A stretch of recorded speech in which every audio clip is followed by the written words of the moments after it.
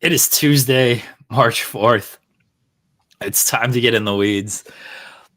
I'm going to try to get through this show, SP3. How are you doing, buddy? I'm doing a lot better than my colleague here. I feel for you, so that is why I will do a lot of the talking on today's show to help you get your you already exceeded your word amount on yesterday's great edition of the Monday takeover over on the main channel. You and Joel had a great show over there. Great guests from Steve from TSN on there, so I'm gonna be taking the man position and taking the baton and holding it down because this is now officially the SP3 Victory Lap edition of In the Weeds. Because I came on here on my day off on Friday to basically shut down Joel Pearl, who is always wrong, as I had my headline on Friday when I came on here. You know, you had the great and insightful Adrian Hernandez, who saw the same things, who saw the writing on the wall, similar to I did. Not as beautiful as the writing on my wall by Harlem and Sydney. You know, the great work that I got behind me, but the writing was on the wall for one of the landmark all-time great heel turns that we saw on Saturday. So yes, I am here for my victory lap for that. I am also here for my victory lap because the Los Angeles Lakers. The Los Angeles Lakers is the number 2 seed in the Western Conference. We coming for you, Jeremy. We coming for you, OKC Thunder, OKC, KFC, GSC, GPS, GSP. It don't matter. Lakers in 5. Lakers in 5. I'm taking the Lakers in 5, ladies and gentlemen. But yes, it's In the Weeds. We got a lot to talk about, coming off the heels of Elimination Chamber, coming off the heels of a very electric edition of Monday Night Raw last night in Buffalo, New York, with one of the more shocking title changes that we see on the road to WrestleMania. And all it took was Dwayne "The Rock" Johnson waking Paul Levesque's ass up, and now we're in WrestleMania season, and it's full speed ahead. The twist and the turn, the GPS, and we get the location, and we get there. We will get there, guys. And it was a great show. We hit live attendance gates and all that stuff. But you guys on the internet, is it WrestleMania season now? Yes, I read the internet, folks. I read the internet, so I'll put my dick on the table and I'll say that I am Triple H and I am the Booker of the Year, so put some respect on my name. And I'm gonna put some respect on his name. I'm not gonna take 23 seconds to pin him like WrestleMania 19. Triple H, thank you, because Saturday was exciting, last night was exciting, and WrestleMania season is here, and it's Revolution Week. It's a good time to be a wrestling fan. I'm not tribalistic at all. I think that WWE is rocking and rolling. I thought Elimination Chamber was one of the best shows that Triple H has produced, probably the best show since WrestleMania 40 for him. I thought that Monday Night Raw was another exciting addition. I said last week that last week's Monday Night Raw was the best edition on Netflix. Maybe this one topped that one. So we're on a good streak so far here. Even Friday Night SmackDown, it went from a 2.4 on Cage Match for the Friday that The Rock returned to a 6 out of 10. Not that much better, but it was at least better than the all-time worst show that we got. So sometimes these wrestling bookers need all-time bad shows to wake the hell up. And that's what Triple H has been doing. And AEW is rocking and rolling. They've had a good month of February heading into Revolution. Hopefully we get a great show tomorrow to cap off the builds to Revolution. And Revolution has an all-time great card with not a lot of filler, all thriller. It's going to be a great show on Sunday night. We had a great show Saturday night. It's a great time to be a wrestling fan. And it's a great time to be SP3, because SP3, hashtag SP3, always right. Jeremy, you got all the coughing out your system? I tried to go a good 5 minutes there for you. Is Anthony Davis a top 5 MVP candidate? Well, you know who is the top 5 MVP candidate, because we had this discussion on FMC, and I'm sick and tired of it. Tom Brady, yeah, he won a Super Bowl. But the greatest 40-year-old basketball player, the greatest 40-year-old athlete of all time, LeBron James, 26, 8 and 8 since he's turned 40 years old. He's averaging 51% from the field, 39% from three. He is putting up MVP numbers at 40 years old. 40 years old. Tom Brady played what? 16, 15 games when he was 40 years old. This man has played triple of that already. And we're not even at the end of the season. LeBron James, top 5 MVP once again. JJ Redick, top 2 coach of the year. Dorian Finney-Smith, if they had an X factor of the year, Dorian Finney-Smith and that trade to get Dorian Finney-Smith might go down as the catalyst to it all. It was like the domino effect. It was that domino flipped over, and then Rob Pelinka said, "Not the drones that you want, Nico Iverson. These are not the drones that you want." He Jedi mind tricked him like he was Obi-Wan Kenobi and said, "Let me get Luka Doncic. Let me get some Luka Doncic in the soul. Luka Doncic in the Los Angeles Lakers." And Luka Doncic is having a great time. He said they asked him on what was it, Sunday? They asked him on Sunday. They was like, "How you liking playing for the Los Angeles Lakers and playing in Crypto.com Arena?" He said, "Hell yeah, I love it here." His father is in the crowd, whooping it up. His father looked like he had more fun at that one Laker game than he ever did when he was with the Dallas Mavericks. Luka's family is happy. I'm happy. Luka's happy. LeBron's happy. JJ Redick, you guys tried to call him a podcaster, tried to say he wasn't ready to be a coach. But I told y'all. I said I watched Winning Time. Pat Riley, he was auditioning to be a commentator for the Los Angeles Lakers before they put him on as an assistant coach, and then he became one of the greatest coaches of all time. JJ Redick was a commentator, he was an analyst, he was a podcaster, and now he is coach of the year. He's still all gas, no breaks. Los Angeles Lakers, the best team in the NBA. I think your internet is unhappy with your Los Angeles Lakers love. Yeah, they keep cutting me off. It's saying, okay, fairly good now. I'm fairly good now. But yes, okay. The Los Angeles Lakers, best team in the NBA right now. Best team since January 15th. We are 18-4, 18 of the last 22. And please, guys, please, if this is your first time watching me on a podcast in any form, telling me to stop sucking up to the Lakers is just gonna make me go longer. I'm just warning y'all. Don't do it to yourself. If you don't want to hear me talk about the Los Angeles Lakers, then let me get through my diatribe. Don't try to stop me, because then it just gets longer. I'll go into sermon mode on your asses. Don't let me do it. Don't let me do it. The best team in the NBA right now. I am talking all factual evidence. Dorian Finney-Smith gives us a defensive rating of 102 when he is not on the court. He gives us a defensive rating of 108 when he's not there. That is a difference maker. I said he's the domino that dropped first before we got Luka Doncic. And I know that gets y'all so upset.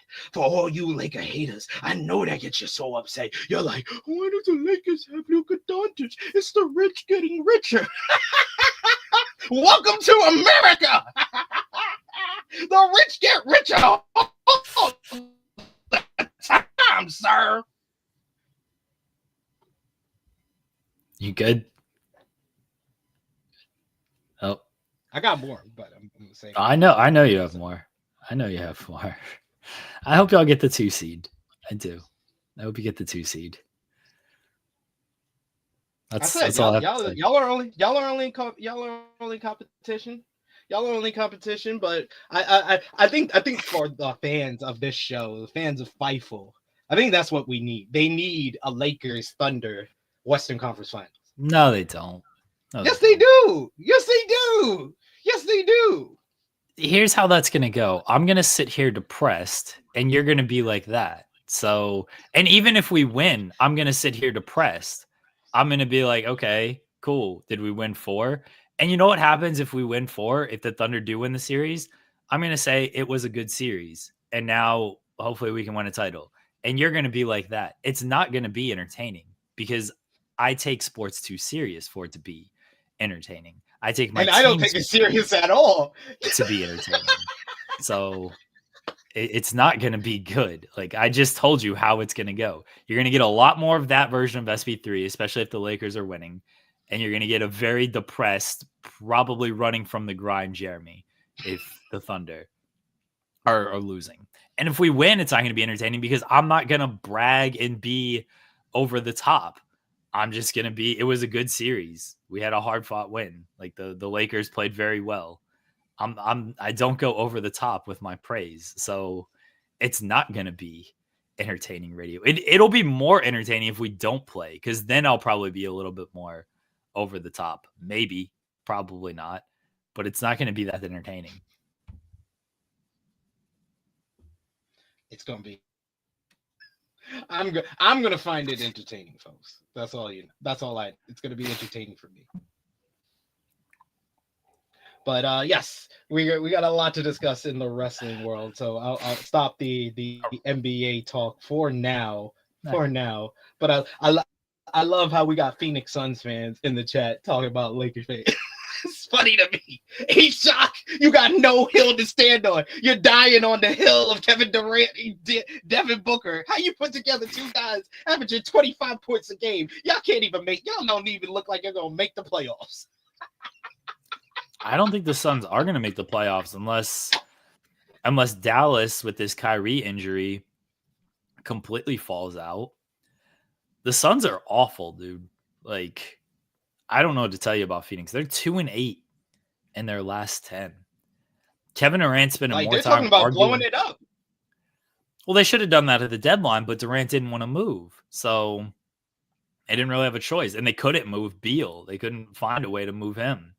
So there is no blowing it up this season. They're at where they're at this season. This season has been miserable for Suns fans. So sorry that Kevin Durant wants to spend more time arguing on Twitter and defending himself on Twitter than, helping his team win basketball games. It's not all his fault, though. It's his fault when they lose, but when they win, Booker gets all the credit. So Kevin Durant, it's not his fault. He gets no credit. He gets all the blame. So we can't blame Kevin Durant for anything.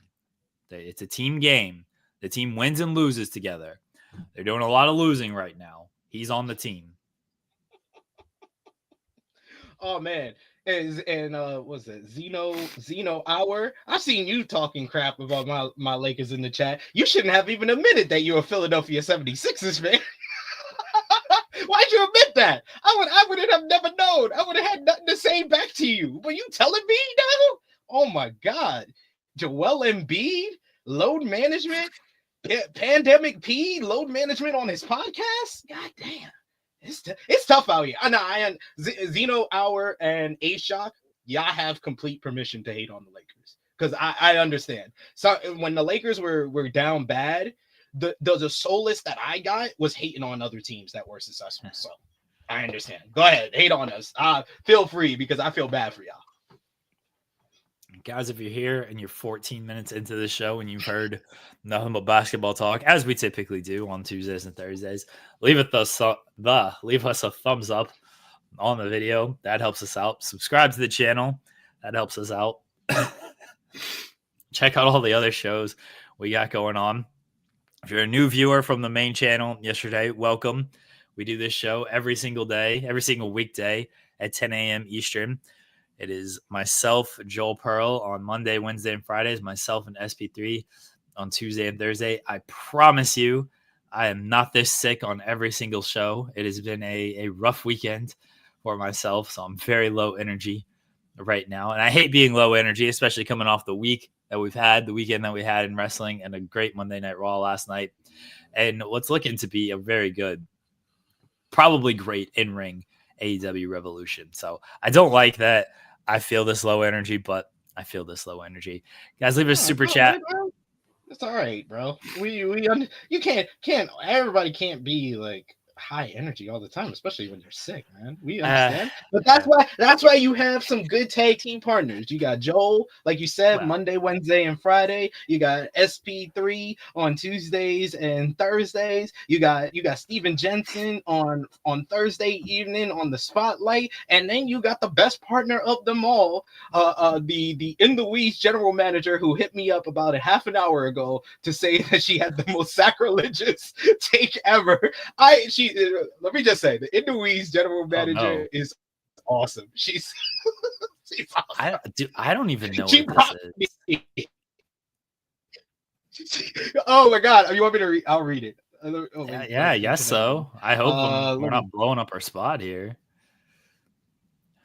No. It's just the Indoese general manager says, I'm gonna give you an apparent sacrilegious take. The Cena turn doesn't feel huge to me because I checked out of wrestling shortly after his arrival. I do remember the spinner title and despising it, but I didn't check back in almost 15 years. And basically, the general manager summed it up by saying, my brain characterized him as a heel already. Yeah, she Which told me this so much. Popped me so much. She told me this on Saturday. She's like, he's always been a heel to me. The crowd booed him every time I watch, so he's always been a heel. I was like, oh, okay, that's fair. So, yeah, she was not moved by this heel turn. My wife only cares about like Sami Zayn's health. That's it. Like that's what she cared most about for Elimination Chamber. It was Sami Zayn, Kevin Owens. She wants all the nice things, all the good things for Sami Zayn and Eddie Kingston. Those are the two people where if like Sami Zayn, Eddie Kingston aren't involved in winning, that's the only time she actually like gets upset about anything. Anything else, she's like, yeah, sure. I guess that happened. Anyway, what's Sami Zayn doing? That's it. That's hilarious because that's similar to my Mrs. Her reaction to stuff. She did react to because I sent her the link. I was up late watching Elimination Chamber live. She was already asleep with the kids, so I sent her the link for it. So when she woke up, she would see it, and even she reacted to it because she stopped watching around like 1999, but she did come back in like the early 2010s. So she came back to John Cena being like the number one baby face, even though he got like kind of a polarizing reaction to it. But she reacted well to it. She was going in on me because she loves to troll me or make fun of me. She was like, you're acting like you booked it yourself. I was like, I did though. Like I went on multiple platforms. Triple H watches me. You don't know this? He gets his ideas from me. I appreciate him for taking my ideas. I just would appreciate if he sent me a check in the mail. Maybe he doesn't know I'm in the UK. Maybe the check is in the mail when I go back home. But all fair. I'm very happy to be right. I'm very happy to be on here today. I do want to like see if I can reboot my internet to see if it's better, but I don't want to leave you alone. I don't want to leave. No. I'll be okay. I'll be good. All right. Let me just reboot it, take it off, and then take it back in, and then let's see what happens. Hold down the fort. All right, guys, leave a super chat, get your question, comment, statement read on the air. That always helps us out. We appreciate all the support everyone has for the channel and for this show specifically, but also all the other shows we have on the channel, like Coexisting, like The Spotlight, and like Wrestling Made Me Cry. Plenty of content here on this channel. So leave a super chat. That goes a long way. Again, subscribe if you haven't. Leave a thumbs up on the video if you haven't. And if you're listening on iTunes or Spotify or however you get your podcast, you can leave us a good review on there because that helps as well. King Potato asking about Love is Blind season 8 so far. So we were going to do our reality show, myself, SP3, and our pal Share Delaware. We were going to do our reality show this past weekend, but schedules got mixed up. Then I got sick. Our pal Share Delaware wasn't feeling well either, so we pushed that back. This season sucks. It's an awful season. I messaged in the group chat. I was like, just skip to episode 11, and then you only got to watch the first half of episode 11. The rest of it is trash. Like the mixer was the only good thing about this entire season. That's it. The rest of the season, nothing. I've had no interest in. I think I've fallen asleep out of like the 12 episodes. I've probably fallen asleep during half of them. It's been so boring with nothing happening. The mixer was the only good thing. When Dave finally was like, I think we should end things, but he didn't want to do it. And then he admitted he didn't want to do it. And then Molly fucking backhanded that little bitch and reamed his ass out. I was like, hell yeah, Molly. And then he went crying, drunk as hell to Lauren to try to fix things. He was so fucking sloshed on there. And I was happy Lauren was like, yeah, I don't think so, buddy. And then when Molly and Lauren showed up together to the first wedding, I forget who the first wedding was, but they showed up. I was like, hell yeah. I hope they give them a reality show. Let them just go around and start tearing down all these terrible men. That's what we need. But I was so happy that Molly did not like go running back to Dave or anything. And she saw through his bullshit and was like, nah, you kind of suck, dude. You didn't stand up for her. Like you didn't try to make things right. I was like, yeah, get his ass, Molly. And then they just completely cut off like the Allison, Mason, Madison. Like they're all there and they're talking and they're like, yeah, here's what happened. And they explained it. And then we never saw them interact. You're telling me they didn't interact once? I was like, how do you not as producers make them interact? Why do you not make them interact? Madison just ripped Alex to shreds, said that Alex was the one who broke up their relationship in the pod. Then he got his phone and saw her on social media. It's like, oh my gosh, she's hot. And then tried to hit her up to meet her at the airport and meets her at the airport and acts like an absolute creep. And now he's saying, oh, F Mason. I don't care about Mason being two-faced and everything because he sees that the person he was talking to was hot now. Oh my God, worthless. And I said he fumbled. I said he fumbled it. He fumbled the bag because he won the whole love triangle. He won her. He won the love triangle, and then he had the ball on the 1 yard line, and then he just fumbled it. I was like, what the hell? And then to find out he tried to recover the fumble and fumbled it yet again and came off like a creeper. The way, like, the lack of follow-up on that. I was so excited. I was like, oh, yeah, we're going to need some drama here. Let's go. Nothing. Just nothing. The whole... My wife had a good idea of, like, especially for this season, she was like, they got to just send all these couples to Mexico. I don't care if they get together. Just send them all there and just start some shit. Like, just go ahead and immediately, like, even if they don't end up together, like the people that break up, you know, if there's like a love triangle and the guy has to pick one of the two girls and the other girl doesn't end up with anybody, send that girl to Mexico anyway. Just have her be there. Have her be when they all meet each other. It's like, oh, where's your partner? Oh, I don't have a partner. I'm just here on a free vacation. Hi, I'm so-and-so. Nice to meet you. I'm the one you didn't pick. What's up? Maybe you'll choke on your EpiPen now that I'm here. That's what we need, man. Get some real drama going. But yeah, this season is all-time worst Love is Blind. All-time worst reality television season. Like it's in that lexicon of that, like all-time bad. You just pick boring-ass white people from Minnesota. Like, Minnesota ain't got nothing going on. They ain't dramatic. They're just kind of ho-hum people. No offense to them, but they just are. I think next season's like Ohio. We're fucking dumb as hell in Ohio. You're going to get some real stupid people from this area. That's just nothing. I'd rather stupid people than boring. Yeah, hopefully the stupidness leads to some drama because, you know, I see some good reality drama. Temptation Island's back next week. That's what I'm looking forward to because this has been an awful season of Love is Blind. So yeah, there you go. There's some people in the chat talking about my favorite show, which is returning, Daredevil. Can't wait for that. Daredevil Reborn. Oh, is that coming back? Oh man, yeah, I'm hyped. I'm hyped for Daredevil Reborn. Daredevil was the best Netflix show, including Love is Blind. Best Netflix show ever. How many seasons did it last? 2, 3? 3 seasons of Daredevil, but he was also in Defenders. So It's like 3.5. I can't remember if I watched all 3 seasons. I definitely watched the first 2. I'm sure if I go back and like relook at what happened, maybe I can get caught up and remember things. I definitely watched the first 2 of Daredevil. Well, you got to watch. You got to watch 3. 3 is the best season.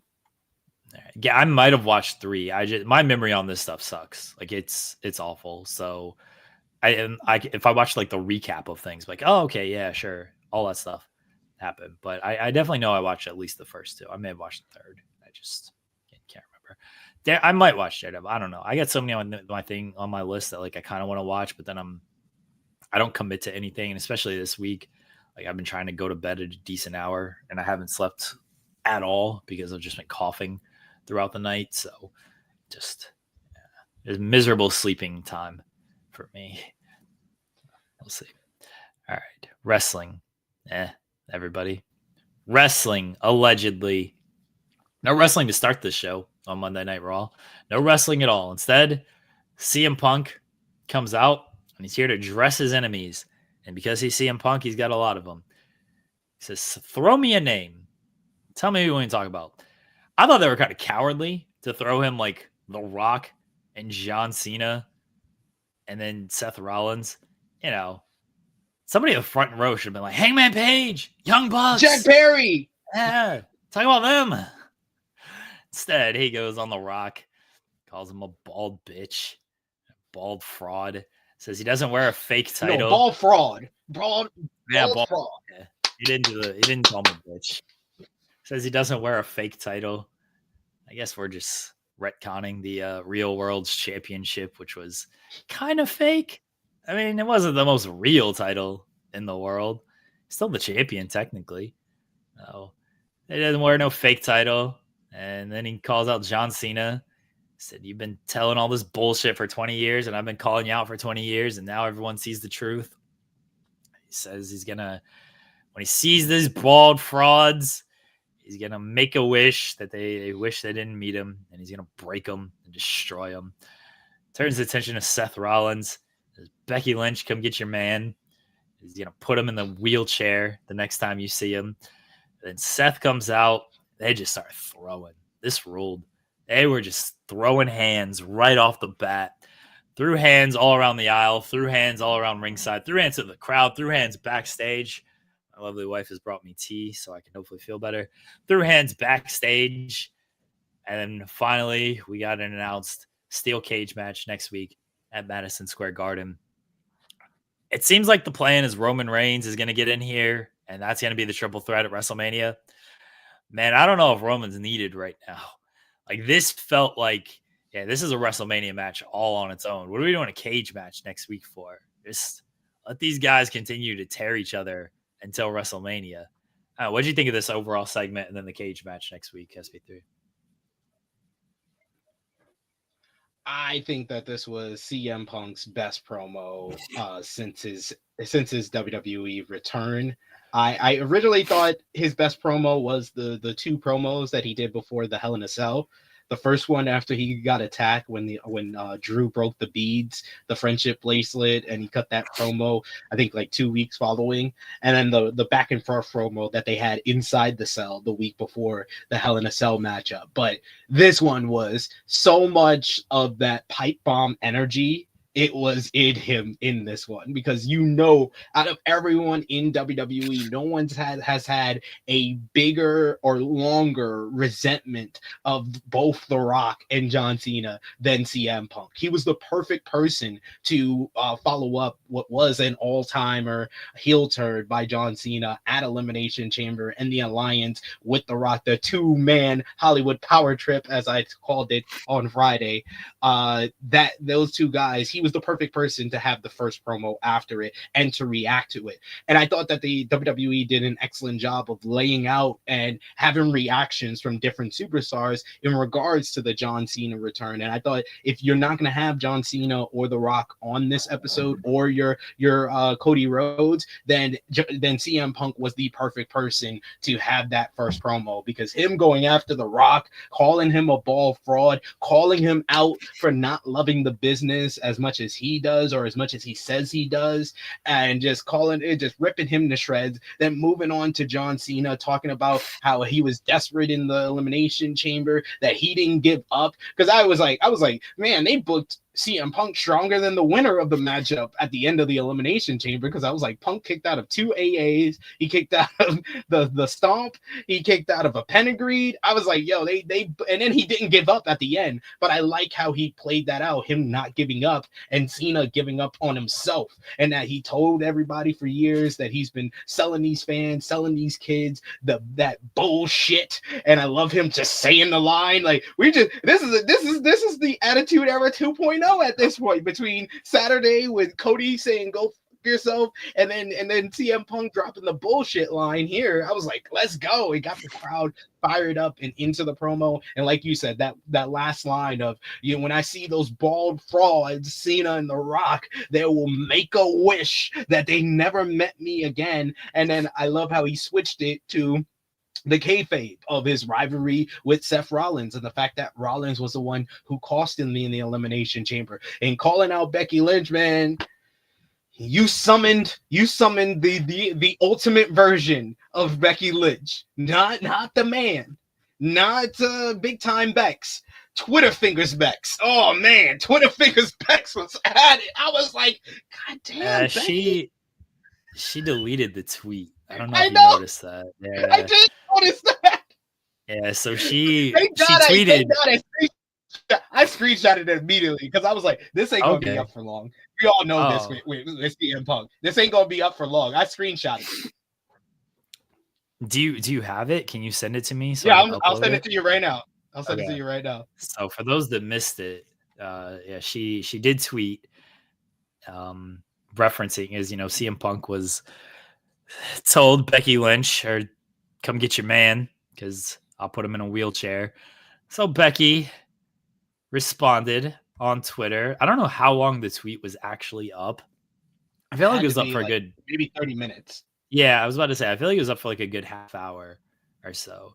But she responded, making reference to CM Punk and Roxanne Perez, and how she doesn't need to come get her man because, you know, her man or somebody else's man is kind of wearing the same gear as CM Punk was at Elimination Chamber. So SB3 is going to send me that, and I'll post that up here in a second. But yeah, Twitter fingers Becky Lynch is amazing because when she was on a roll into the Charlotte feud, or Charlotte and Ronda, like that was it was Ronda originally. Ronda really got Twitter for, like, because I think that with Charlotte, it was more of like keeping it kayfabe for the most part. It was the Ronda feud that started even before the her getting punched in the face by Nia Jax, before the Survivor Series matchup. As soon as they were the two champions coming out of Evolution, that's when started their Twitter back and forth. And we all know Ronda Rousey can be hit or miss, but sometimes she's got her hits on social media. But Becky just completely exposed that Ronda was not ready. Ronda was not ready for Twitter fingers Bex. So there's the Becky tweet right there, is making reference to, I don't think I'm the one who needs to come get my man. So there you go. She deleted it, which I understand why. I mean, you know, it's a good shot to take, but I do think it's a little lame that people are like, oh, what's CM Punk doing with Roxanne? Like, it's so dumb. Like, do y'all not have male, female, like, friends or anything? Like, what are we talking about here? So I understand why she deleted it. She probably thought like, it might have gone a little too far on that one. So I get it. She's not trying to ruin relationships or anything like that. So, but it was a good tweet for her. It was a good tweet. It popped me. It popped me for sure, man. I was like, oh man, this is the GOAT, my good friend Rebecca Quinn. Thank you, Rebecca. I don't know. I don't remember if I've told this story. I feel like I have, but I'll tell it here. Like, so I started writing news for Fightful in 2018, like September 2018 is when I started doing like a lot of the news stuff.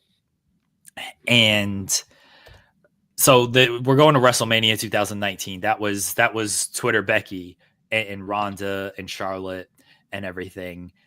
And I wrote a headline of Becky Lynch, and I think it was on one of her tweets. And she'd already been announced for the main event of WrestleMania. Like all of that was confirmed and everything. And she quote tweeted the headline and just like put over like the headline and like put over herself as well. And that was the first time that I was like, oh shit, we get traction with this stuff. Like wrestlers notice this stuff. Like we got to be very careful with what we say in headlines and how we frame stuff, because the main event of WrestleMania is taking notice to a headline that I just wrote. And like ever since then, I've always just liked Becky because I'm like, oh, cool. She notices this work that I have done. So yeah, that's my only interaction with Becky Lynch. I've never, and that's not even a real interaction, but that's where I first noticed of like, oh yeah, wrestlers are kind of paying attention to this kind of stuff. And now it's even more prevalent than then. Like now, so many wrestlers quote tweet stuff and interact with stuff to where that feels like a distant memory. But you know, from like 2018, like the end of the year, and even the first half of the first quarter of 2019, like there wasn't a ton of interaction with a lot of these headlines, but that was the first big one. And I like, that's the biggest name as you're going to get at the time. And she quote tweeted, I was like, oh shit, like this is cool. But also now like I got to pay attention to what I say and how I frame headlines. I've had wrestlers mad at headlines before. It's fine. Most of it gets smoothed over pretty quickly. And sometimes good relationships come out of it. I don't know if I've told the Gargano story. I feel like I have. But Maybe. you don't know the I don't Gargano know. story? I don't Okay. I don't know the Gargano story personally. So the statute of limitations is fine on this headline. I don't feel like anybody's mad about it at this point. So I wrote this article. Gargano's talking, and it was when Candice. I don't remember if Candice was pregnant at the time, but Gargano was talking of like, oh, if I could get pregnant, I would do that for her so she could continue to wrestle. And like I thought it was a cute like love headline. Like, you know, I love love. I was like, oh, cool. Johnny Gargano wishes he could get pregnant so Candice LeRae would continue to wrestle. Like he would take getting pregnant over like winning the Intercontinental title was something that was like the headline that I wrote. I was like, oh, this is a cute little headline. And like Gargano was like upset about it, of like this is misrepresented or whatever. I was like, I thought it was cute. I wasn't trying to like, my intention was not to be like, hey, look at this guy. He wants to get pregnant so his wife can keep wrestling. What, you know, like what a noble guy he is. Or, oh, he can't get pregnant, so he's saying this, but he knows he can't. So that's the only, like, I was not trying, I had no ill intent with it. And Gargano, you know, wrestlers, they see a lot of these headlines, they react a lot of different ways. They don't always know intention. And some of them, not saying I always do it, but certainly there's enough headlines out there where it's like, what's the intention behind this headline? You know what I mean? So I messaged Gargano. I was like, hey, this is what I was trying to convey. I think it's really cute. I think it's really sweet. I love love. Like, I think you and Candice are great. So, you know, this is what I was going for here. He's like, oh, no worries. Like, sometimes I just see this stuff and I don't know. I was like, I completely get it. Like I was not trying to do it. So it was fine. We ended up squashing everything. But yeah, there's been a few where people have reached out to me or Sean and been like, what's going on here? And I'm just like, here's what I was trying to go for. Sorry if it came off wrong. Like my intention is never to, you know, make people mad. I've made people mad. That's never my intention. You can't control those type of things. Yeah, Becky's now on my bucket list of someone I would love to kind of meet and interview in person, so I could be like, I'm the guy who wrote the two articles that you put over on Sports Illustrated, with her making my top 20 greatest WWE wrestlers of all time, and then being number one on the 10 greatest women's WWE women's wrestlers of all time, because I want to tell her my story of like being a fan of wrestling and my relationship toward her, because I don't think I've said it on this channel, but people who followed me for a while when I was over on like Truth Heel Heat, I had a very well documented rivalry against Becky Lynch. Like I've always been like before that though. Like I was a big Becky Lynch fan when she was like kind of not being featured and not being pushed. Like I was very much, I celebrated her winning the SmackDown Women's Championship, being the first ever SmackDown Women's Champion. But I didn't like how she was kind of booked after that, and I was really rooting for her to turn heel at SummerSlam 2018. But I was also part of the crowd and the SmackDown following SummerSlam 2018 that basically cheered her, like not accepting that heel turn and cheering her in Brooklyn. I was in that crowd. But when she started her rivalry with Ronda Rousey, I was a big Ronda Rousey supporter because I realized what Ronda Rousey could do as far as putting eyes in the spotlight on the women's division. Like when Ronda Rousey, before she came to WWE at Royal Rumble 2018, I was big into like, oh, Ronda's going to come. She's going to be in the Rumble. Ronda's going to come and they're going to get the WrestleMania main event that they've been looking for and stuff like that, to the point that we went to WrestleMania 34 and we went to the Raw after, and we had a sign that Jonathan Coachman put on his Twitter of the road to Ronda Mania, 364 days away. We had that sign made by our very own Baby Seth for True Hill Heat. We made that and we had that sign up, and Coachman put it on his Twitter, and like we were into that. We were called that Ronda was going to main event WrestleMania 35. But like when Becky Lynch came up, and I always thought their plan originally from WrestleMania 34 into WrestleMania 35 was going to be Ronda and Charlotte. I did not foresee Becky becoming this big star the way she did, the way she broke out. And it's funny because I got into another debate, which I'll probably bring up later, about that. But after the punch from Nia Jax and that rise that happened in the fall and winter of 2018 into the beginning of 2019, when it became undeniable that Becky Lynch had to be a part of that first ever women's main event, I very much was against Becky. I was rooting for Ronda, and literally my whole relationship with SPP. my whole let me finish. Damn, my whole relationship with Chrissy Love. Chrissy Love and me, we did not work together. She was not originally on the flagship podcast for True Hill Heat, but we went to a wrestling viewing party for the Royal Rumble in 2019, and we got into a whole back and forth argument because she was a big Becky Lynch fan, I was a big Ronda fan. So I'm like, Ronda's the real reason women's going to be in the main event, and she's like, well, Becky's the one that's been working so hard. She needs to be in the main event. And Top Guy JJ saw that back and forth, and he was the one that invited Chrissy to be on our podcast, and the rest is history. Chrissy's been our co-host over on True Hill Heat for the last 6 years. So Becky is an origin to like having, one of the key members of my team, Chrissy Love, like my whole rivalry and being against Becky and rooting for Ronda against her, because, one of the best parts of True Hill Heat, and one of the reasons why we've been so, successful and been doing this podcast for as long as we've been doing it. Becky was the reason for that. And then it kind of transformed over time. I even just last year, I was saying that I thought that Sasha Banks and Mercedes Moné was just as big of a star, or near as big of a star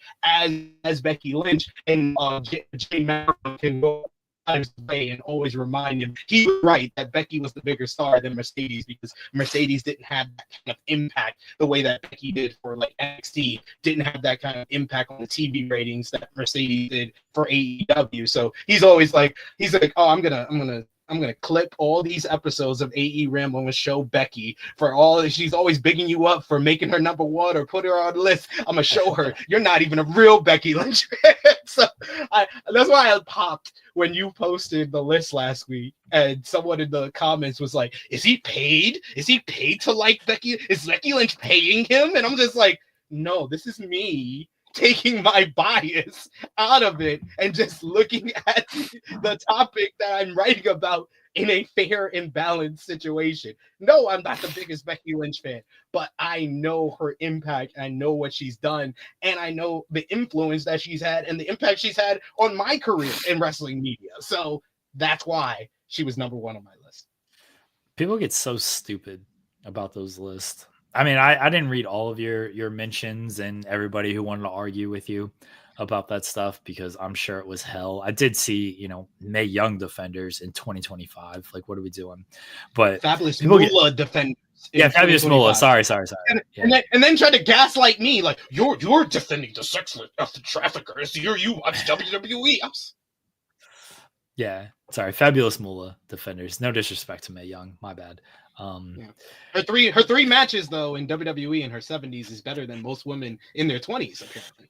Yeah, people get so defensive about that stuff. It's like, dude, they're. That's why I don't like doing lists because I know people are just gonna be like, well, they're gonna argue with you no matter what. Like, there's no perfect list. There's just not because everybody has a different opinion on this stuff. So they're gonna argue with you, and I just don't have the energy to argue with people. I don't have enough care to argue. Like, if you think Charlotte Flair should be number one, all right, sure. I that's your opinion on it. I think it's Becky Lynch. So I don't know. Let's move on. Let's do something else with our lives. No, it creates some fun conversation. Like I had it does. Yeah, like I had one of my friends, and once again, Jeremy, I think I told you this when I did the 20 greatest WWE wrestlers. Some people don't know my name; they really just know me as SB3. Oh yeah. So when they see that name in the article, despite you the gotta little get picture being the same as my Twitter page, people legit. I had one of my friends that's been on True Heel Heat and stuff like that. He was like ripping it apart, like, this is my list, and I think I'm more accurate than this one. I was like, God damn, you're burying me. He was like, he hits me up on the DM. He's like, dude, I did not even know that was your name. You gotta it pops me every time. That's like you gotta get it changed to SB3 on the byline. It can't be Sid Fuller third. Nobody knows that. No one knows. It's very true. It pops me. It pops me every time. I'm sorry. It always does. All right. So CM Punk, as we circle back around to our original topic here, what do you make of them doing a steel cage match next week to most likely set up Roman Reigns coming in at WrestleMania?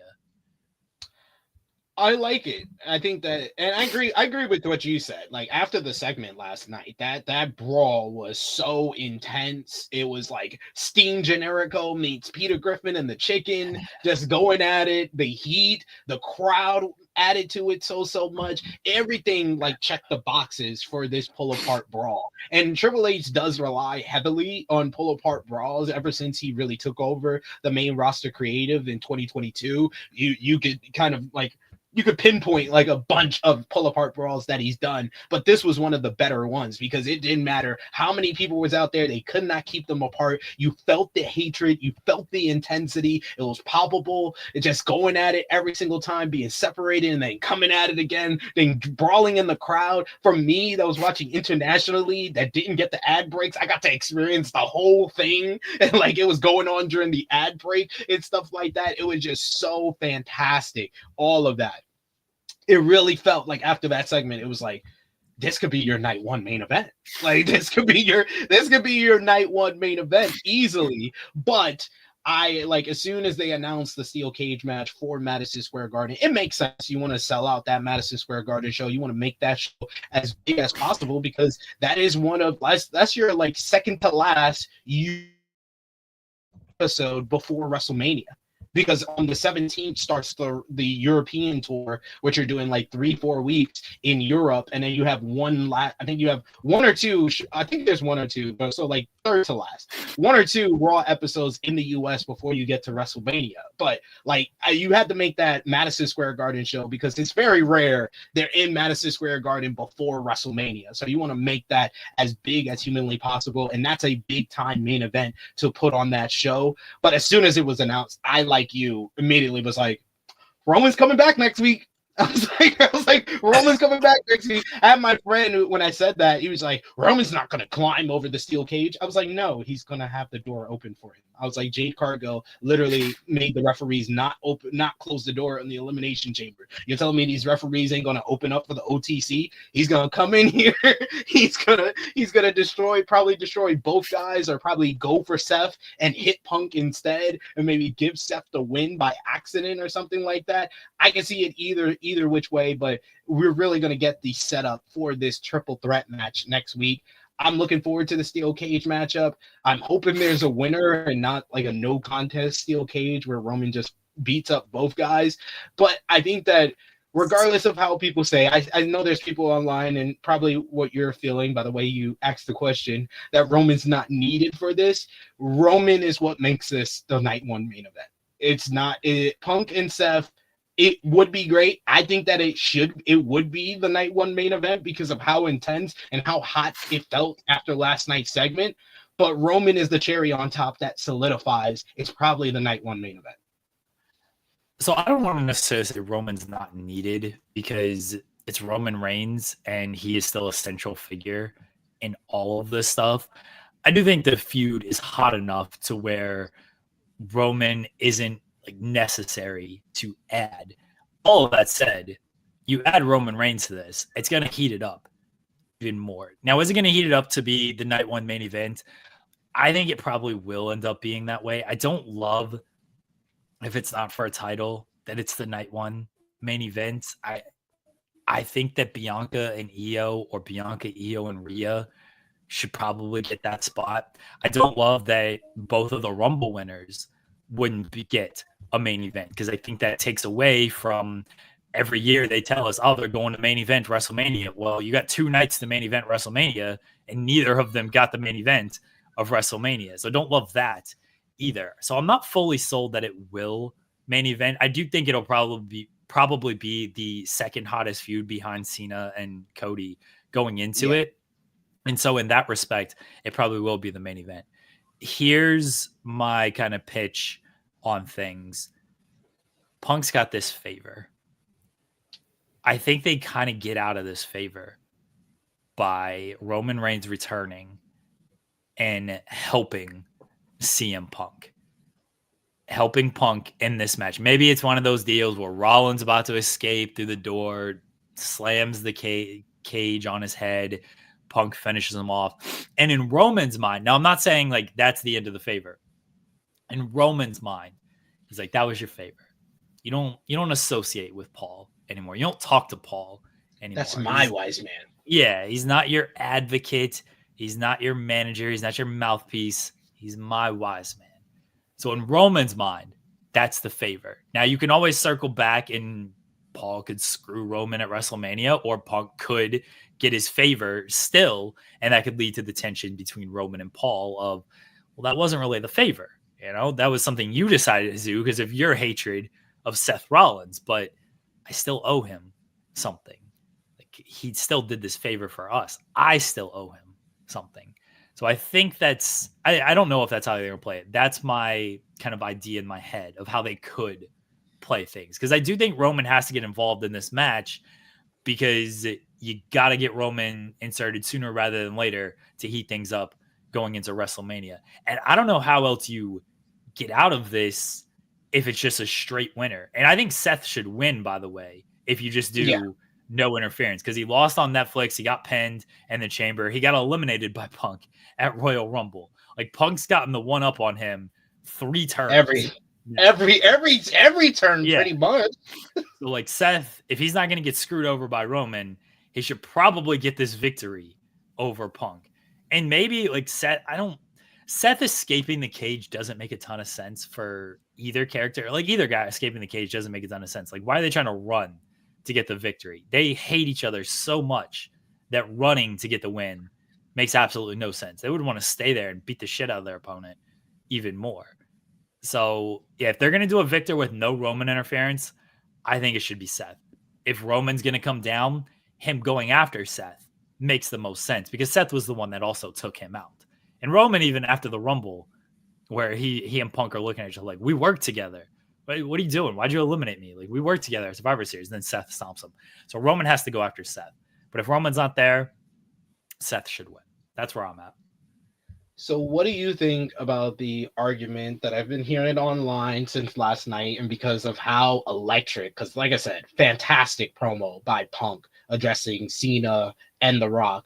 What do you think about the possibility of the favor being Punk being inserted into Cody versus John Cena, or they do 2024 all over again, and they do Cody and Punk versus Rock and Cena on night 1 before Cena and Cody on night 2. I don't think Rock's wrestling. I don't. I think if he was wrestling, they would have gone in a completely different direction. Rock's filming a movie. I'm sure there's some securities and clauses in there to where he can't get hurt or risk getting hurt on these things. I know Cena's also filming a movie, but Cena made it very clear in July of last year that he was taking he was wrapping everything so we could wrestle full time, or as full time as possible throughout the end of the year. I think Rock has too much to film to where he's not wrestling at all. And that's why they're doing this whole thing with Cena. So I don't think they're going to do the night 1 leads to night 2 type of main event, because I don't think Rock is wrestling at all. As far as Punk getting inserted and that being the favor, then I'm like, I still circle back to Roman. Why isn't Roman getting in there? Yeah. Roman's got history with all these guys. That's my one big caveat of that, because I know like most of this discussion, or even bringing it up that the favor is going to be Punk being inserted into Cody and Cena, is coming from the CM Punk fandom, the CM Punk stands. They really want Punk to get his WrestleMania main event this year. Punk did say that in his promo that he still hasn't exhausted all his possibilities of main eventing WrestleMania, and so I think that it's coming mostly from the Punk fans. It does make sense with the favor that has been set up for sure, but I think that it convolutes things in a way that it doesn't need to. It needs to be Cena and Cody coming off of the heel turn. And it honestly, I'll say it here, I'll say it right now, Cena needs to win at WrestleMania. You can't, literally, you can't do this, WWE. You can't do John Cena with this all-time great heel turn at Elimination Chamber, and then he loses in his bid for number 17 at WrestleMania. That would be the equivalent of the Giant beating Hollywood Hulk Hogan at Hog Wild 1996. Don't do it. That didn't happen then. It doesn't need to happen now. You need to solidify this heel turn being something that is landscape shifting, and it leads to Cena becoming the greatest world champion of all time by winning number 17 at WrestleMania. So it just needs to be Cena versus Cody. It doesn't need anybody else involved in it, in my opinion. So this leads to my hot take for the week, for Hot Take Tuesday. John Cena is not going to win his 17th world title this year. And I'll tell you why, SP3. I have a reason for this hot take. This is not just me being a contrarian. I have a valid reason, in my mind, valid reason. How do you win all of these 16 titles? By never giving up through hustle, loyalty, and respect. Now he's turned. Now he's sold his soul. It's going to show you that you don't need to sell your soul to break the record. You don't need to give in to evil, EVIL, to win the 17th title. If he just stayed the course and he stayed hustle, loyalty, respect John Cena, he would have done it. He would have gotten 17. But because he went down this path of evil, he's not going to do it. He's going to fail. Good is going to prevail. Cody Rhodes is going to prevail. Whoever else John Cena faces, they are going to prevail because evil does not win.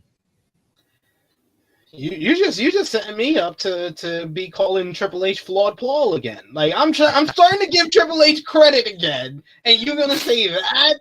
If that happens, that is awful. That's an awful way to follow up one of the greatest heel turns of all time. Is having him so here's the thing. I agree with you. I do think John Cena should win at WrestleMania. I do think it's very dumb to do all of this and not have him win the title. Hot take is takes you don't fully always maybe believe in. You just throw shit out there. But I do think my premise is actually not. No, it makes sense. It makes sense. That's why I'm upset. is that it makes sense. And it is in the realm of possibility of what WWE would do. Because like once I saw the heel turn, that was the little inkling in the back of my mind. I was like, what if they actually had Cody just overcome the odds and still win at WrestleMania? Oh my god, that would suck. Let me just go.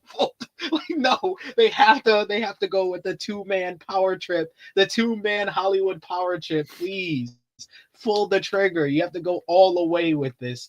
But yeah, I think what we're kind of seeing on the same page here as far as like Cena and Cody, or whatever Cena and Cody are going to be involved in. That's the night 2 main event. And Punk, Rollins, and Roman seems like it's hot enough to be the night 1 main event. You did mention, another option here, so that brings us to another big moment on last night's show. Maybe as big of a moment. It actually made Jeremy tell Joel to consider changing the thumbnail, because I was as shocked as you were in our private chat. Absolutely, because IYO SKY is the new WWE Women's World Champion. And it's very funny because I believe it was Brian Alvarez on Wrestling Observer Live said that he heard the rumor going around was there was going to be a lot of twists and turns on the road to WrestleMania, and the stuff that you thought you would see coming out of Elimination Chamber, they were going to flip that on his head, and they did it immediately. They did it with the finish of last night with IYO and Rhea.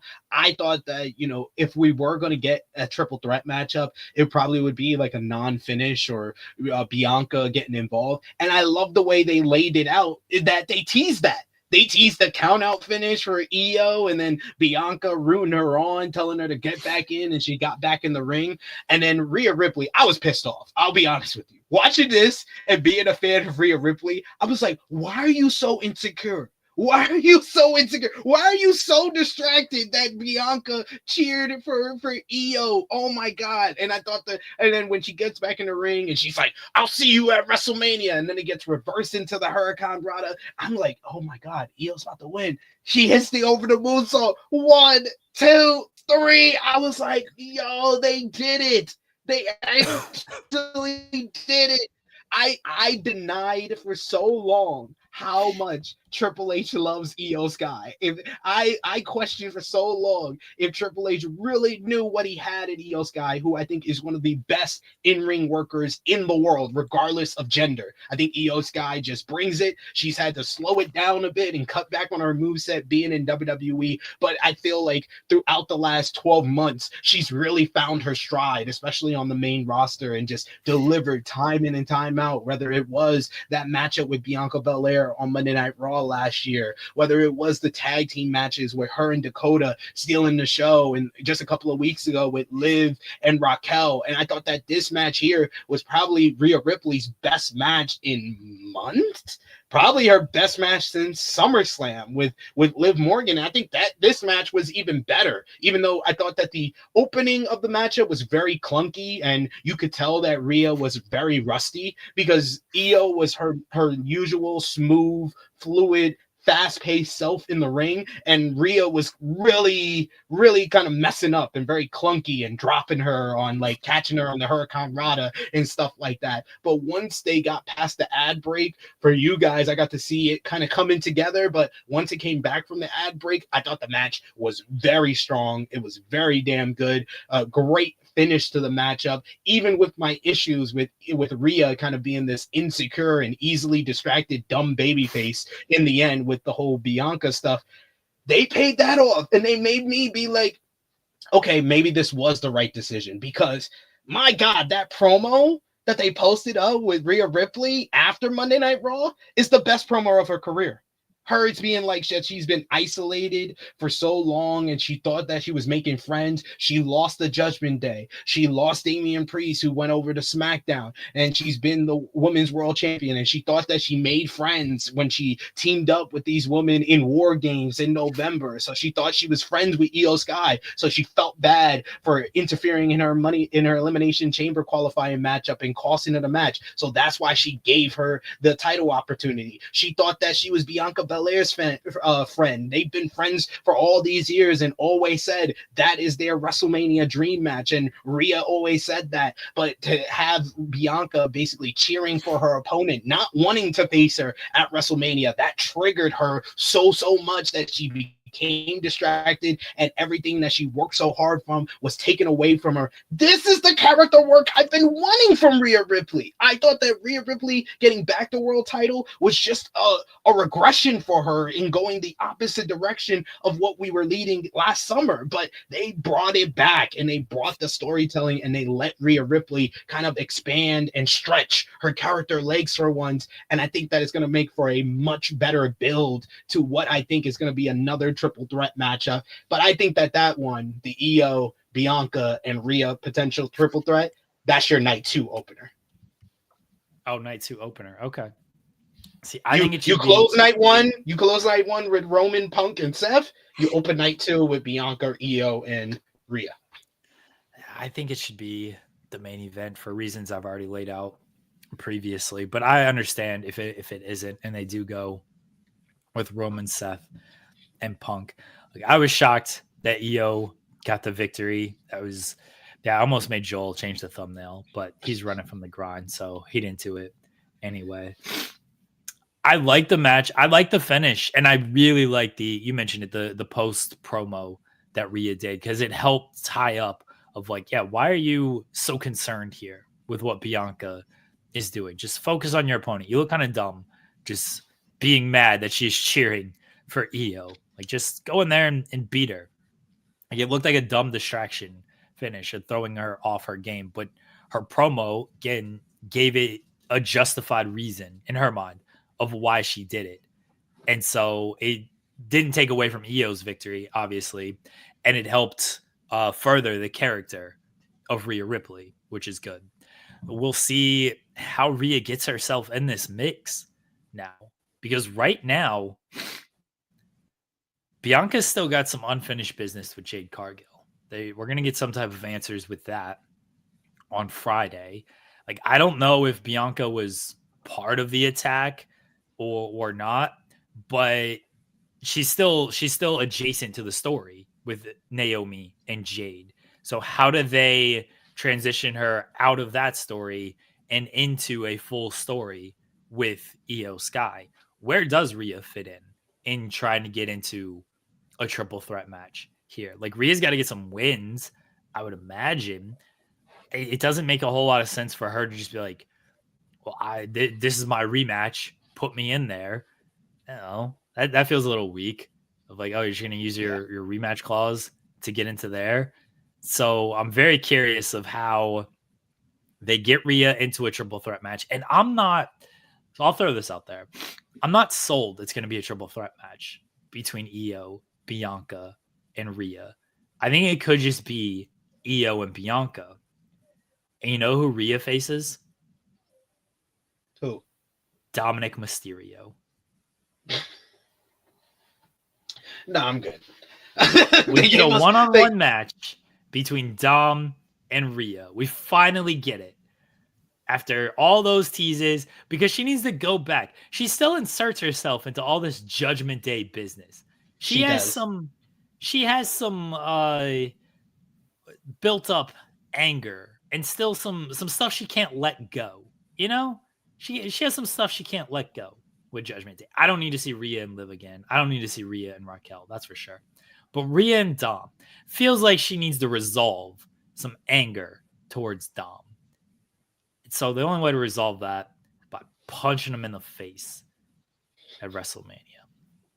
I'm just throwing it out there. I'm just spitballing here. I know. I'm over it. I'm over Rhea and the Judgment Day. I think that she needs to move on. I think we finally got her onto a good character that isn't reliant on the Judgment Day, whether it be the feud or whether it be them propping her up when she was in the group. I think that we can have her mix it up with two of the best women on the roster. These are the three very best women on the WWE roster going at it. This feels like a big time WrestleMania main event. So that is why I'm good with that triple threat. I do agree with you. They have to figure out a creative way to get Rhea inserted into here, whether it be Bianca and Io being like their baby faces and they're gonna let her in, or they push to get her in because she lays both of them out or something like that. They can figure out a way to do it. I think in my opinion, I'm gonna have faith in Paul.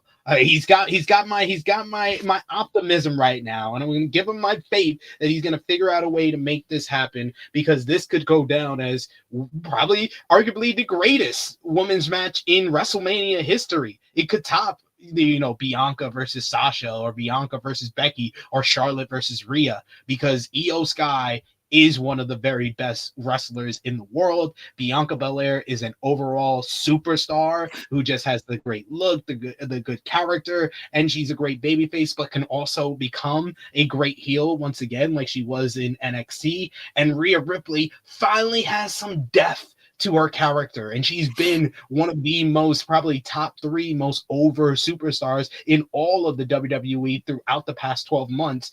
This feels huge. So I think that's what needs to happen. And I know there's people that's arguing that could be the night 1 main event, and I'm not going to argue against y'all if y'all feel that way. I just think that Punk and Seth rivalry right now is hotter, and you add Roman to it, it's only going to get hotter. So that is going to be the second biggest feud going into WrestleMania season. But I understand probably by the time the bell rings, or the second bell rings, with Io, Bianca, and Rhea, that might be the best match on the entire WrestleMania card. I think that could be better than Punk, Seth, and Roman. That could be definitely better than Cody versus Cena.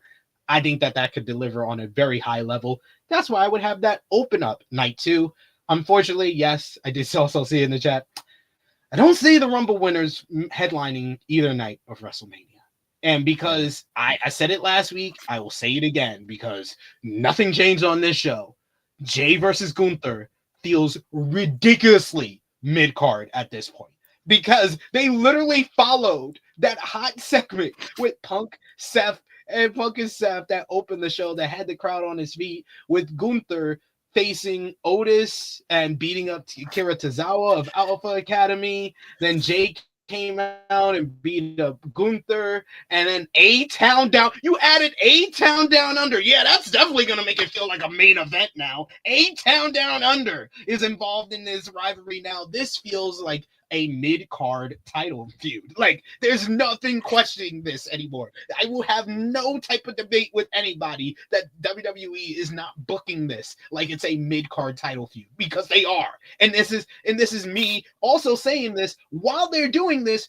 Gunther and Jay are putting on some of their best promo work in the midst of this. But how WWE is presenting this story, it's very mid-card. Yeah. The stuff with Gunther and Jay is great. Like, I don't need these Gunther matches against Tozawa and Otis. Like, they're fine matches. And Tozawa and Otis are good performers. The crowd really loves Otis. But all you've told us for years about these dudes, they're just a bunch of losers. So why are they, like, testing Gunther at all?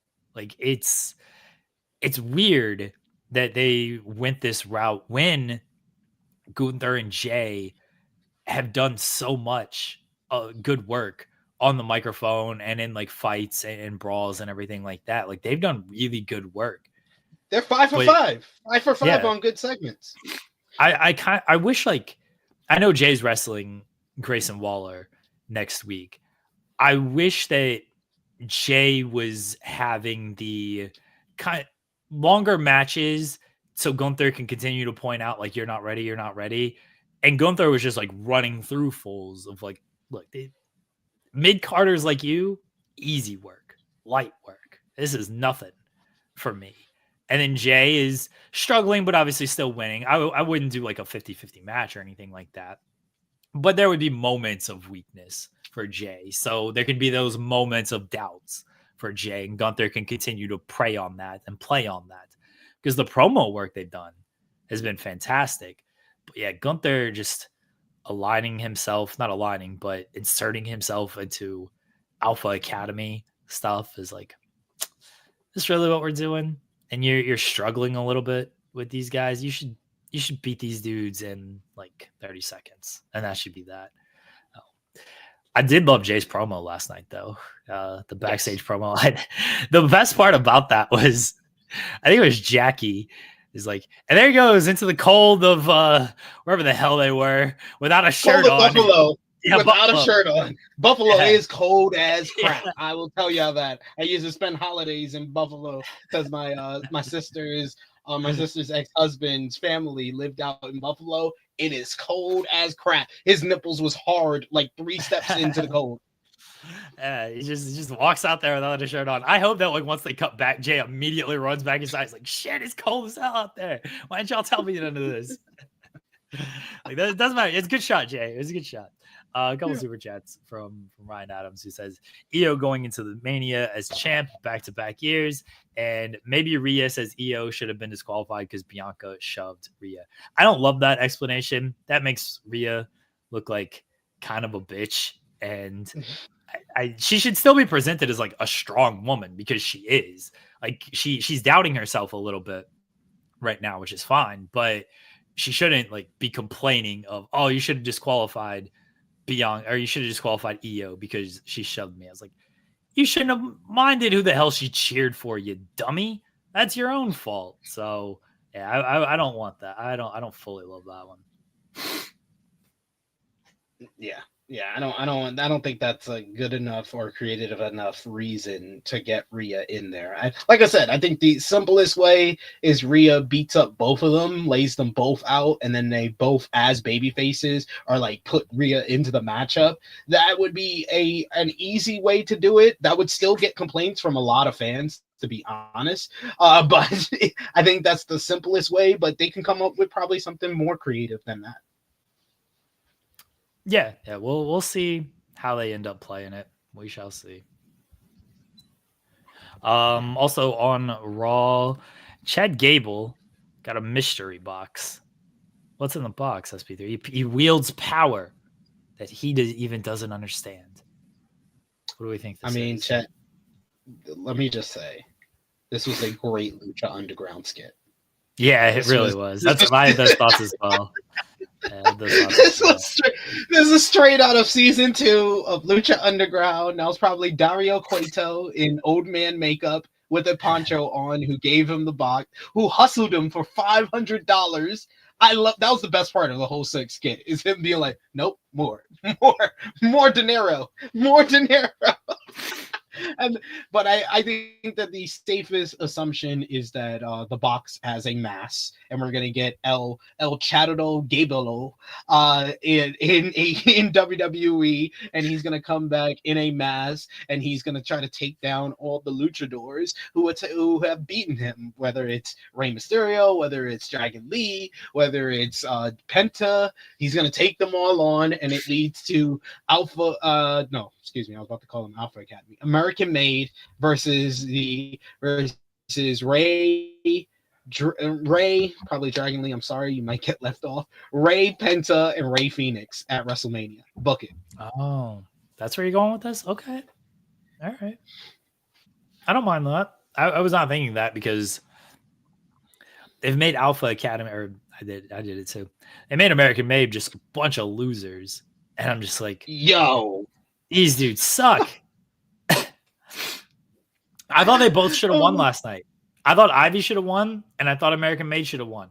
And Chad Gable could have come back, and they did what he asked. They got gold, and now he's like, yeah, we got our gold. Now we're going to go take down the luchadors. I've got this power, and now we're going to use that power to take down the luchadors. Instead, he's going to come back, and they're a bunch of losers, and he's going to be like, I guess just dismissive of like, it's fine. Don't worry about that. We're going to take down the luchadors now. I've got the power. It's like, yeah, but you're just working with a bunch of losers now. Like, wasn't this your whole complaint with Alpha Academy, with Otis and Tozawa, that they were just dorks and losers? And here these guys are losing every match at every turn. Oh, I thought they should have won. I thought the story was better if they win. It's not like you're doing too much with Lyra as Intercontinental Champion. She's been losing. The War Raiders have been losing. Oh, I thought they both should have won last night. I was not surprised, I'll be honest with you. I figured that they were not going to win this one. I like Lyra Valkyria getting consistent title defenses on Monday Night Raw. I thought the matches with Dakota Kai were really strong. Her match with Ivy Now was solid last night. I thought her selling of the leg was brilliant. I thought she sold the leg like it was death, and Ivy Now's ankle lock, which was basically like a single leg crab ankle lock at the same time, that was great, and it really sold me that she could have got the win there. But I had little doubt that Ivy Now was not going to win the Intercontinental Championship. I thought Lyra would pick up the win and defend there, and especially because throughout the night we had Dakota Kai, we had Bailey, all saying that they were coming for the Intercontinental Championship.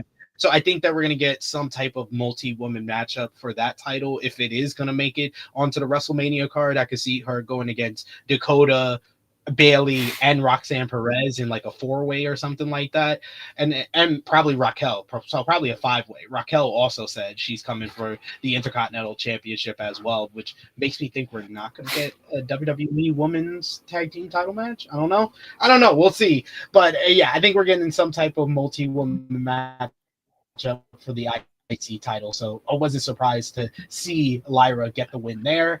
And then with the tag team title match, yeah, I think that you could have done something where the Creeds got the win there, but I think that the War Raiders are the right team for right now, because I think eventually we're going to put those titles on the New Day, and then from the New Day, the Lucha Bros are probably going to beat them for the titles after WrestleMania. So that leads to the next topic. Well, real quickly, anything else from Raw that you want to touch on?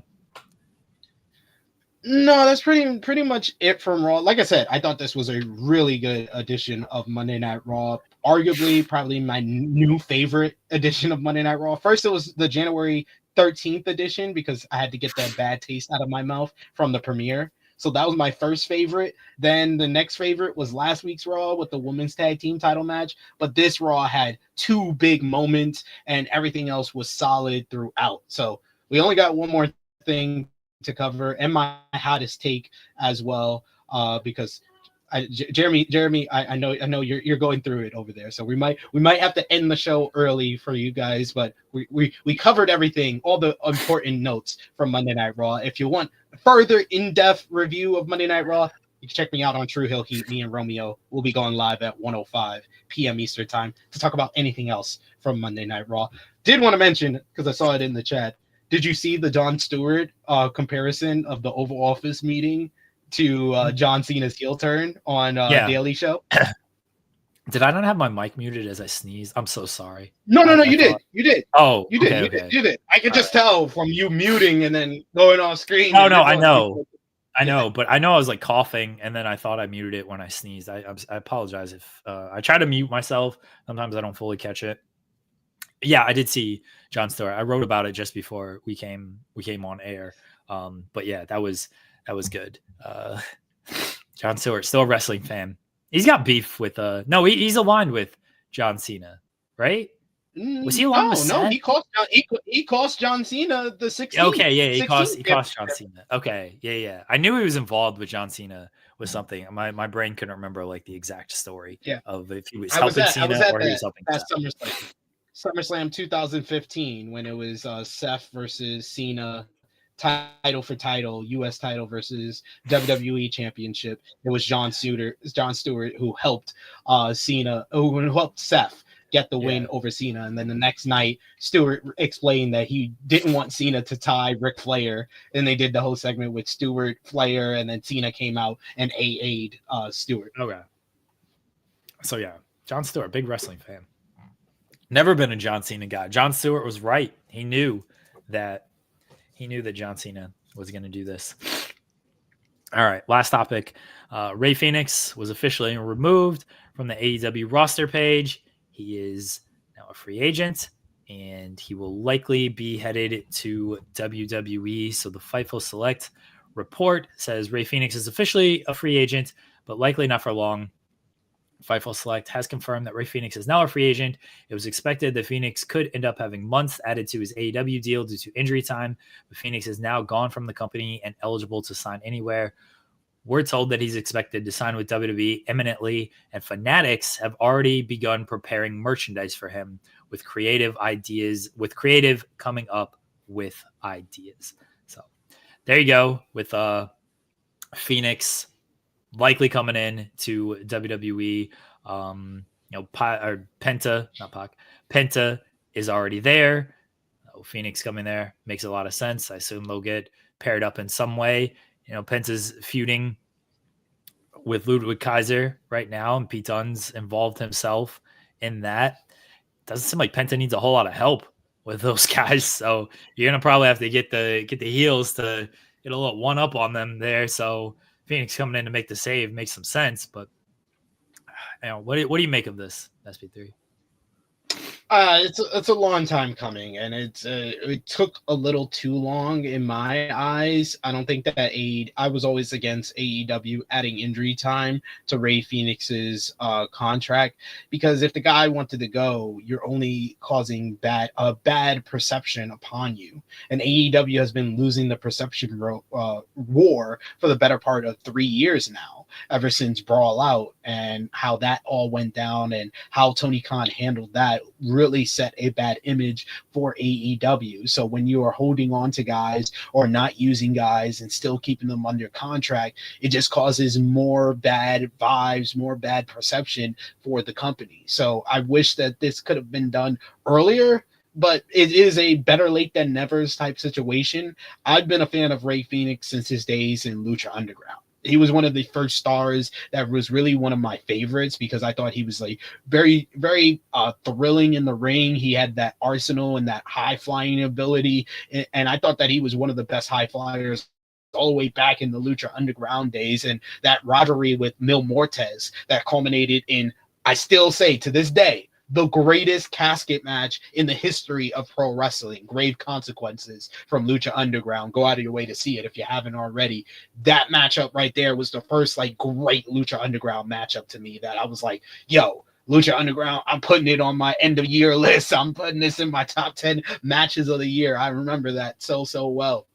So I've been a fan of him since then. I followed him over to Impact Wrestling, and him and Penta becoming one of the best tag teams over there. The independent scene, I got to see him in House of Glory, got to see him over here on the East Coast. I went all the way to I think upstate New York to see Rey Fenix versus Kenny Omega back in 2018. Of course, he was a part of the excellent main event of All In, one of the most important shows ever. And then him being one of the day one guys in AEW. And AEW, of course, the stalwarts and the guys that get the most credit for being the guys from the very beginning are the Elite, the Chris Jericho, Jon Moxley. But Lucha Bros were right behind those guys as a very important key factor, and they made AEW the tag team wrestling company with their rivalry with the Young Bucks. That ladder match that they had at All Out 2019, I was there live for. It's one of the greatest ladder matches that I ever been live for, probably the only great all-time great ladder match that I ever was live for, being I think I was in the third row, and I still remember it vividly, the Canadian Destroyer off the top of the ladder to Matt Jackson through the table, just electrifying. And then the steel cage match in 2021 was my match of the year. The Lucha Bros were such a phenomenal tag team together, and they put on great matches with FTR and all these other teams as well, but their rivalry with the Young Bucks is what made tag team wrestling in All Elite Wrestling. So their impact on that company will not be forgotten. It can't be erased. Tony did not handle this whole situation with the Lucha Bros, letting people in the back know that they were leaving the company. And I would also put in fault, even though, I just did all that praising of Rey Fenix and Penta did not handle that situation the best. I don't think they should have been talking all that mess or talking all that stuff and letting it be known the way they are. I think they should have just done their time under their contract and then leave when they wanted to leave, when their contract was up. And I think that all this situation could have been avoided on both ends. But I'm just happy that it's all over, and I'm happy I get to be a fan again of Rey Fenix, see him on my TV screen, but this time in WWE with Penta, where we can finally make this Raw tag team division worth a damn. Because there's been a couple of good matches with the Creeds and the War Raiders, and the War Raiders and Judgment Day had a great matchup, the rematch where JD McDonough killed himself. But the Raw tag team division has been severely lacking and been behind both the NXT tag team division and the SmackDown tag team division since the beginning of 2025. This adding a team like the Lucha Bros is definitely going to elevate it up, in my opinion. So also from Fightful Select, Phoenix and Penta were both likely headed out of AEW last year, but their deals ended up being extended when the company heard they were negotiating with WWE. Beyond that, Phoenix made some vague allegations about inhumane treatment that AEW denied privately but ignored publicly. Those we spoke to in the company expect that Phoenix likely would have had to agree to a non-disparagement in order to get out of the deal. Fightful had spoken to sources that indicated in November that AEW was actually considering letting him out of his deal before those comments complicated things. Penta has also done his best to avoid trashing AEW in recent interviews, preferring not to talk about it. So don't expect them to now all of a sudden discuss the AEW inhumane treatment or anything like that. I know when Penta's been asked, he, as the report mentions, he's just basically sidestepped it and just said, like, you know, my time there is done. It's a chapter closed. Don't really want to talk about it. Looking forward to WWE. So I expect you'll get similar stuff from Phoenix if he does any interviews. So there you go. Phoenix will be coming in at some point, probably pretty soon, and we'll see where he's see where he goes on, and if he's on the WrestleMania card. I do like your idea of the trios match at WrestleMania with those three, Rey Mysterio being the third, and American Made, even though American Made are a bunch of losers, and they'll lose that match too. So they lose every match. They were put together to lose matches. I do feel bad for Dragon Lee. Dragon Lee went to WWE because of a lack of luchadors, and then Andrade, Penta, and Rey Fenix all signed within the next 2 years. Damn, I feel bad for this dude because it still doesn't feel like he's gotten his footing underneath him. He's getting more of a focus now with the whole New Day rivalry. But man, I can't get over how he got cut out of Mania last year for Andrade, and now you're gonna cut him out of Mania. Right, damn, you're right. I didn't even remember that. Maybe that's the gimmick. That's the gimmick for Dragon Lee. CM Punk wants to be the Mania main event. Dragon Lee just wants to be on the show. Like 2 straight years, it looked like I secured my spot to be on WrestleMania. In 2 straight years, the week of the event, I was taken out. So now my goal, my only dream, is to just be on WrestleMania. I don't care if it's the first match, the second match, the third match. CM Punk, you can keep your main event. I just want to be on the show. That's all. All right, we got. Please let me get on the show, please. That's what Dragon Lee's like. He's like on his hands and knees to Triple H, like, get me on the show, please. We got hottest takes. I've already given mine. I've already filled in mine. SP3, what is your hottest take for the week? My hottest take for the week is we got NXT tonight, which is going to be 1 week before Roadblock, where Moose will challenge for the NXT Championship. I'm not going to say it's Moose, but I will say in 2025, a TNA superstar will win WWE Championship gold. It could be the Hardys. Yeah, I also had that in the back of my head too. It might be the Hardys, but I put WWE NXT. You are saying NXT, not just WWE. You're going just WWE, like main roster. No, I'm saying WWE Championship Go. NXT counts. It's okay. WWE. Okay. Yeah. All right. Well, some people, don't always fully want to include NXT and all that stuff. I get it. Well, WWE last night on the tail of the tape, they now are including the NXT Women's Championship in the women's title count for IYO and Rhea Although if they did do that all across the board, that would mean Charlotte Flair is tied with John Cena and Ric Flair. Yeah, sometimes they include Charlotte's NXT championships and sometimes they don't. It's very weird when they want to include it, when they don't want to include it. So, all right, everybody, we're going to get out of here a little early. Apologies that we are leaving a little early, but I'm not feeling great. So I feel justified in leaving a little bit early. I'll hopefully be back tomorrow. We shall see. SP3, let them know where they can find you at. You can find me on the Twitter machine at TrueHillSP3. You can follow the gang, Facebook, Twitter, Instagram, TikTok at True Hill Heat. I will be live on the True Hill Heat YouTube channel at 1:05 p.m. Eastern Time with my good brother Romeo to break down last night's Monday Night Raw. And yes, I will be putting Romeo on trial for his misgivings in not giving me credit for calling John Cena's heel turn. Because he was on a whole watch along and didn't want to give me credit. He had Chase, the good brother Chase Oliver, was giving me all the credit in the world, and Romeo just sat there quiet, even though he tried to argue for Seth Rollins to be the Rock's corporate champion. So yes, he's gonna get roasted. Be there, 1:05 p.m. Eastern Time. I respect it.